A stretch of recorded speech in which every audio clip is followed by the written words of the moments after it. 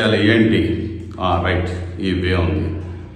ఇట్లాగా గ్లోబల్ ఎప్పుడైతే క్లియర్ చేసుకుంటావో, పాజిటివ్ థాట్స్ మనం పెట్టుకుంటావో, ఆ థాట్స్ యూనివర్స్లోకి వెళ్ళి మళ్ళీ అవి మనకు అత్యంత బలంగా మనకి వచ్చి అవి ఆ థాట్స్ రూపంలో ఉన్నాయి యథార్థంగా జరిగేలాగా యూనివర్స్ చేస్తుంది. అంటే వాటిని భౌతికంగా మారుస్తుంది యూనివర్స్. ఆ థాట్సే ఆలోచించి ఆ థాట్సే ఒక భౌతికంగా మార్చబడతాయి. అంటే అది మనకి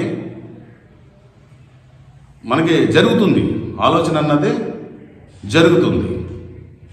సో ఒకటి చెప్తారు కొంతమంది, మనిషి కూడా ఆలోచనల ద్వారానే ఈ మనిషి ఆలోచనలు అంటే మెయిన్ దైవశక్తి. సో మన ఇంటెలిజెన్సీయే ఎంత ఉంది అంటే ఆ దైవానికి ఇంటెలిజెన్సీ ఎంత ఉంటుంది, అసలు అన్లిమిటెడ్, ఇన్ఫినిటివ్, ఇంకా మనం పోల్చలేము. దైవం